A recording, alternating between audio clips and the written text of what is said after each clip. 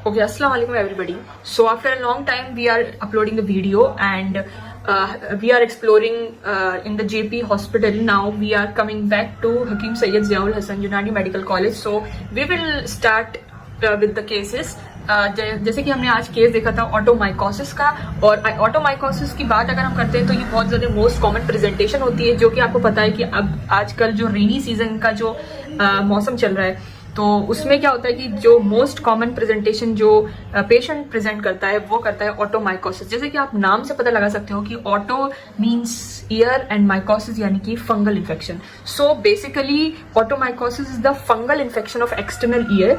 अगर हम बात करते हैं फंगस की, आपको पता है जहां पर भी ह्यूमिड एनवायरनमेंट होता है यानी कि कोई मॉइस्चर होता है, हीट होती है, तो वो दोनों मिलकर एक बेहतर कंडीशन बना देता है फंगस को ग्रो करने के लिए। तो बस यहाँ पे भी यही प्रीडिस्पोजिंग फैक्टर्स हैं कि मॉइस्चर और फंगस के स्पोर अगर थोड़े बहुत भी कहीं रह जाते हैं तो वो रैपिडली ग्रो करते हैं। तो इसका बेसिकली ओरिजिन जो है प्लांट ओरिजिन होता है, ये ऑयल बेस्ड आइटम्स में बहुत ज्यादा पाए जाते हैं।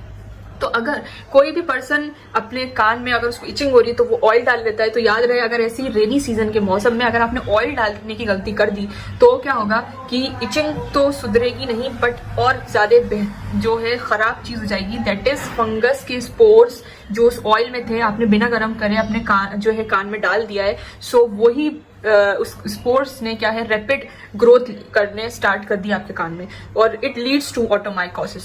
सो ये हमारे अफेक्ट करती है सुपरफिशियल स्किन को, तो इल्तिहाब जिल्द जिसे हम कहते हैं। आप देखते होंगे कि बहुत अलग अलग जगह प्रेजेंटेशन होती है पेशेंट की। कभी उसके सर के ऊपर फंगस अगर ग्रो करने लग जाती है तो उसको टीनिया कैपिटस कहते हैं, अगर ग्रोइन रीजन में होती है तो उसको टीनिया क्रूरिस कहते हैं। तो ऐसे अलग अलग प्रेजेंटेशन है इसके। तो अगर ये कान में जाता है तो उसको ऑटोमाइकोसिस कहते हैं। तो most common presentation in the rainy season when the person is having itching on in her or his year. सो ये कॉमन प्रेजेंटेशन है। अच्छा, इसका कॉजेटिव ऑर्गेनिज्म जैसे आपको पता ही है कि एस्परजिलस नाइगर जो है वो बहुत ज्यादा कॉमन है, और कैंडिडा।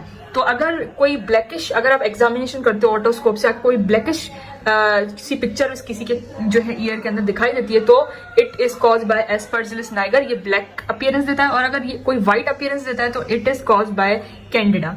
सो ऐसा इसमें ऐसा होता है। उसके बाद अगर हम देखें तो इसके फीचर्स क्या क्या लेके आएगा, प्रेजेंट क्या करेगा, तो याद रहे कि पेशेंट जो है वो प्रेजेंट करता है कि उसको दर्द हो रहा है और उसको इचिंग हो रही है। साथ ही साथ अगर आप उसको एग्जामिन करोगे तो उसके अंदर से डिस्चार्ज भी निकलेगा। तो आप एक पिक्चर, एक टिपिकल पिक्चर इसकी हमेशा आपको देखने को मिलती है और डायग्नोसिस आराम से हो जाता है। सो आप उसको जो है इस तरीके से प्रेजेंटेशन करें जब भी पेशेंट, तो he is suffering from it. जैसे कि आप कोई भी न्यूज़पेपर है उसके ऊपर आप ड्रॉप डाल देते हो पानी की, तो कैसा ब्लैक सा होने लगता है, उसकी अपीयरेंस जो है वो कैसी हो जाती है, उसी तरीके की अपीयरेंस आपको जो है ईयर के अंदर भी दिखती है। सो ये बहुत ज्यादा कॉमनेस्ट है, और अगर इसका इलाज नहीं किया तो ये कॉम्प्लिकेशन में चला जाएगा। क्यों कॉम्प्लिकेशन में चला जाएगा? क्योंकि आपको पता है फंगस को अगर एक ह्यूमिड, एक मॉइस्ट एनवायरनमेंट अगर मिल जाए थोड़े से हीट के साथ, तो बस क्या होता है कि ये बहुत रैपिडली ग्रो करेगा और उसके बाद इसका डिस्चार्ज बढ़ जाएगा। क्योंकि मैंने कहा इसका डिस्चार्ज एक प्रेजेंटेशन होता है जो पेशेंट लेके आएगा। सो इतना सारा डिस्चार्ज हो जाएगा और ये ट्रीट नहीं किया गया, अगर वो अपने कान में ऑयल डालता रहा या कोई भी ऐसे सब्सटेंस लगाता रहा जो कि उसके एनवायरनमेंट को और फेवरेबल बना देता है, so it increases discharge, increases eczematous condition, जिसकी वजह से टिम्पेनिक मेम्ब्रेन के ऊपर ग्रो करने लगता है ये फंगस, और उसके बाद ये परफोरेशन में भी करवा देता है आपकी ईयर के अंदर। सो यहाँ पे क्या होता है, पेशेंट बोलेगा कि उसको ईयर, उसको एकदम से कान भरा भरा लग रहा है, ईयर पैक सा लग रहा है, ब्लॉक हो जाएगा, उसको सुनाई कम देगा, टिनिटस, उसको जो है घंटी की आवाज सुनाई देगी। तो अगर आप इसको एग्जामिन करोगे, डायग्नोसिस करोगे इसका, तो आप ऑटोस्कोप की मदद से बहुत अच्छे जल्दी से कर पाओगे। सो इसकी आपको अपीयरेंस आराम से दिख जाएगी, कैसा ब्लैकिश व्हाइटिश सा होगा। और जैसे कि आप देखोगे थोड़े से कभी कभी ऐसे पेड़ के वो निकले हुए रहते हैं, तो वो उस तरीके का भी निकला हुआ रहेगा, तो आप समझ जाएं कि दिस इज फंगस। तो इसको क्लीन कर सकते हैं हम हाइड्रोजन से H2O2।